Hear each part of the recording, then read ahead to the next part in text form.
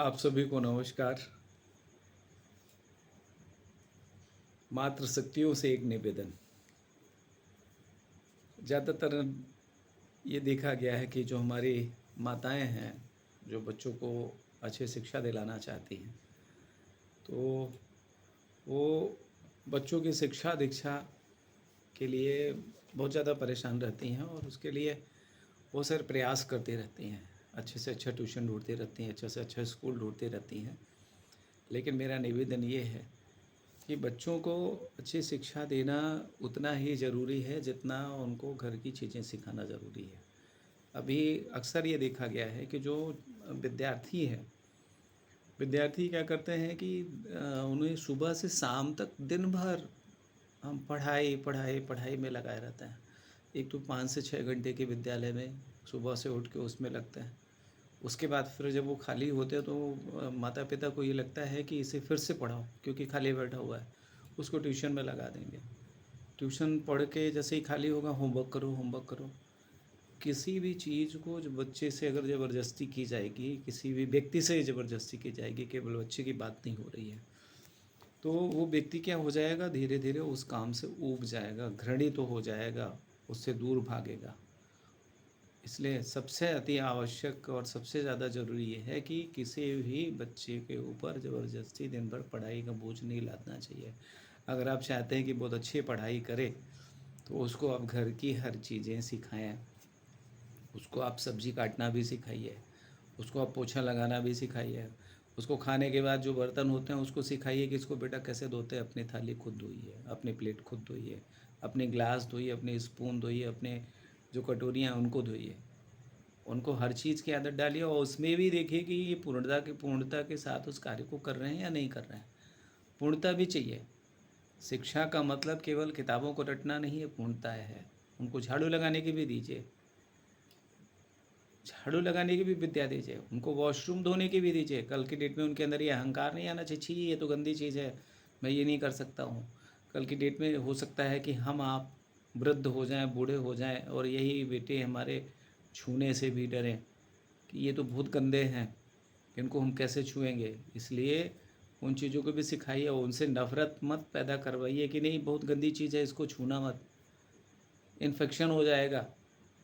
Infection नहीं होता है। अगर आप वॉशरूम पे जा रहे हैं, उसका उपयोग कर रहे हैं, आपको इन्फेक्शन नहीं हो रहा है, तो उसको धोने से इन्फेक्शन नहीं होता है। ये बिल्कुल गलत धारणा है। उसको भी साफ़ करवाएँ। बच्चे को हर चीज़ रिस्पॉन्सिबिलिटी दीजिए। छोटा-सा बेबी होता है, उसको छोड़ थोड़ी-थोड़ी रिस्पॉन्सिबिलिटी देने की आदत डालिए। उसको हर चीज़ की रिस्पॉन्सिबिलिटी दीजिए। उसे मार्केट भी भेजिए। उसको कुछ पैसे रखने की भी रिस्पॉन्सिबिलिटी दीजिए, ये तुम्हारा पैसा है, इसे रखो और इससे आपको ये चीज़ें लानी है, उसको मेंटेन करना है आपको महीने भर।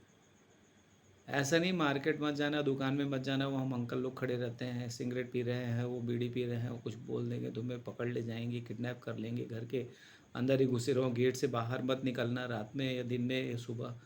ये सब चीज़ें कब तक आप इस तरह से कौन सी शिक्षा विद्यार्थी को देंगे? अभी तो उसको अपने घर के अंदर रोक लिया, बाहर नहीं जाने दिया। कल जब वो बड़ा हो जाएगा तो किसी बड़े शहर में जाके कैसे अपनी शिक्षा का अध्ययन करेगा? कॉलेज में कैसे पढ़ेगा?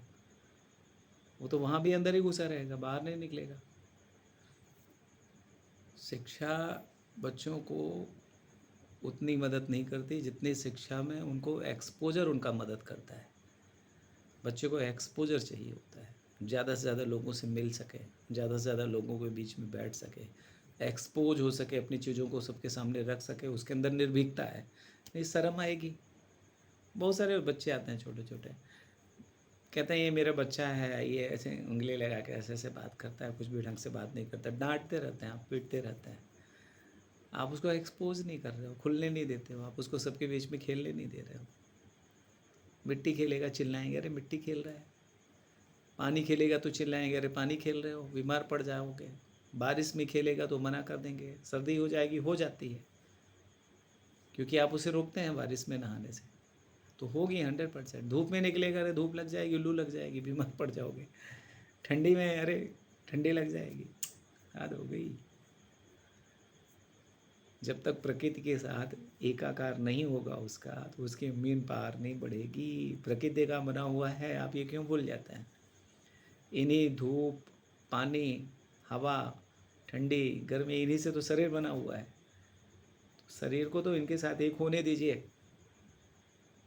प्रकृति के साथ एक होने दीजिए। आप देखिए जो बच्चे रोड के किनारे पलते हैं, जिनके पास ना रहने का साधन है, ना उनके पास खाने का साधन है, ना पहनने का साधन है, बरसात में भीग रहे होते हैं, कीचड़ में घुस के कचड़े बिन रहे होते हैं, ठंडी में ठंड में एक कपड़े में ही ठंडी में घूम रहे होते हैं, उनको कोई बीमारी नहीं होती, ना सर्दी होती है, ना जुकाम होता है, ना ठंडी लगती है, ना बरसात में भीगने से उनको बुखार आती है। हमारे आपके बच्चों को ज़्यादा होता है, क्योंकि हम आप बहुत ज़्यादा सावधानी बरतते हैं, और वो सावधानी बरतते हैं जो सावधानी बिल्कुल नहीं बरतनी चाहिए बच्चों के साथ।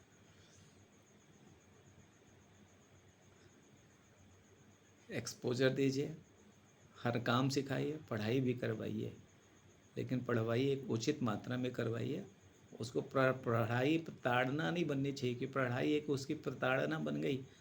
रात में 11 बजे, 12 बजे, 1 बजे तक माताएं होमवर्क कराती हैं, वो भी कौन से क्लास के बच्चों का? Nursery, LKG, UKG, first.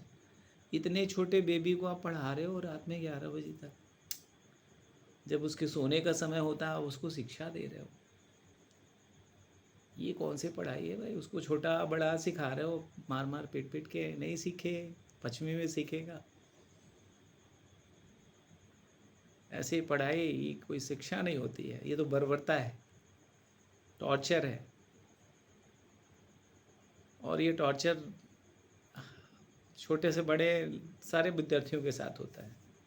वो कॉलेज में जाके थोड़े फ्री होते हैं, फ्री मिजाज में होते हैं, वहीं जाके कुछ अच्छी लाइन में भग जाते हैं, कुछ ख़राब लाइन में जाते हैं। लाइन में जाने का वजह कुछ और नहीं है। जिसको हम शैतानी कहते हैं वो शैतानी नहीं है, उनकी एनर्जी है, उनकी एक्टिविटी है। उसको आप पॉजिटिव वे में डायरेक्शन दीजिए ना, सकारात्मक तरीके पे भेजिए उसको।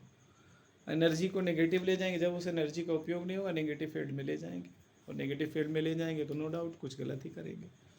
उस एनर्जी को धीरे से पॉजिटिव वे पे डाइवर्ट कर दिए, स्पोर्ट में डाइवर्ट कर दीजिए, स्पोर्ट खेलने दीजिए। हाँ, एक चीज़ का ध्यान रखना है, स्पोर्ट खोलने के चक्कर में पूरा टाइम स्पोर्ट में ही ना हो जाए। काम करने के चक्कर में पूरे टाइम ऐसा ना हो कि खाना ही पीना बनाने में जुट गया, बर्तन थाली में ही लग गया। मोबाइल चलाने के चक्कर में ऐसा ना हो कि आप उसे AI या डेटा साइंस सिखा रहे हो, पूरे टाइम मोबाइल में ही बिजी रह गया। नहीं, हर चीज़ उसकी लाइफ की पूरी शेड्यूल करनी चाहिए, हर चीज़ होनी चाहिए उसकी लाइफ में। सुबह से लेके उसकी स्पोर्ट भी होना चाहिए, उसकी पढ़ाई भी होनी चाहिए, उसका घर का काम भी होना चाहिए, उसकी खेती बाड़ी का भी काम होना चाहिए, कुछ जानवरों की भी सेवा होनी चाहिए, पौधों की भी सेवा होनी चाहिए।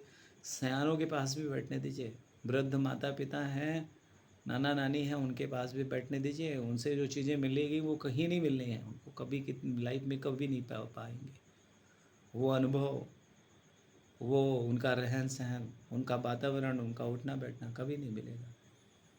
इसलिए विद्यार्थियों को अच्छी शिक्षा देना चाहते हैं, ये आप खुद ही देख लीजिए। 5th पास, 8th पास जो है आज बहुत बड़ा विश्व का लीडर बना है, इकोनॉमिकली सबसे हाईएस्ट लेवल पे बैठा हुआ है।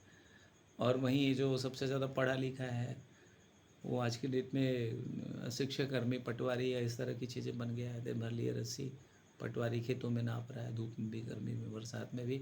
और अगर ईमानदारी से कमाए तो उनका परिवार नहीं चल पाएगा। तो इस तरह की शिक्षा ज़रूरी नहीं है जो विद्यार्थी को कुंठित कर दे, मानसिक कुंठित कर दे, उसको प्रेशर और दबाव में आके वो नशे में भाग जाए, प्रताड़ना में चला जाए। छोटे छोटे बच्चों को आप बर्बरता लाएंगे, उनकी ग्रोथ नहीं होगी, उनकी ग्रोथ रुक जाएगी, उनकी मानसिक ग्रोथ रुकेगी, उनकी शारीरिक ग्रोथ रुकेगी, उनकी प्राण शक्ति नहीं बढ़ पाएगी। वो किसी तरह से एक नागरिक तो बन जाएंगे, लेकिन वो एक कुंठित नागरिक बनेंगे, एक अच्छे नागरिक नहीं बन सकता। इसलिए मेरा सभी से आग्रह है, और ख़ास तौर पर माताओं से आग्रह है, क्योंकि सबसे ज़्यादा अपेक्षा माताओं की रहती है, पिता की भी रहती है। मैं ये नहीं कह रहा हूँ पिता बड़े मतलब शांत प्रकृति के ही रहते हैं, नहीं, उनको कोई फ़र्क नहीं पड़ता। लेकिन माता पिता दोनों को, ये दोनों लोगों की सामूहिक जिम्मेदारी है कि बच्चे को केवल एक चीज़ पे के लिए प्रताड़ित ना करें। नहीं, कुछ दिन में जब बड़ा हो जाएगा तो बोलेगा मैं बड़ा हो गया हूँ, कर लो जो करना है, नहीं पढ़ना है, बोलेगा। 100% यही बच्चे बोलते ही हैं। 2-4 को छोड़ दीजिए, केवल 5 या 10% जिनको नशा लग जाता है पढ़ने का, एक पागलपन हो जाता है, वो पढ़ते हैं। बाकी तो कहते हैं नहीं पढ़ेंगे, क्या करना है, जो करना कर लो, फेल हो जाएंगे फिर परीक्षा दे देंगे, पढ़ाई छोड़ देंगे। सबसे ज़्यादा पसंद आता है मोबाइल, स्पोर्ट, घूमना, कैसे रोकेंगे। और नशा, घूमेंगे तो नशे की प्रवृत्ति मिलेगी। पता नहीं कितने लोग ऐसे मिलेंगे उन्हें जो अपनी तरफ खींचेंगे। इसलिए सभी से जय हिंद, जय भारत, और इस बात पे ज़रूर ध्यान दें। सभी को बहुत बहुत धन्यवाद।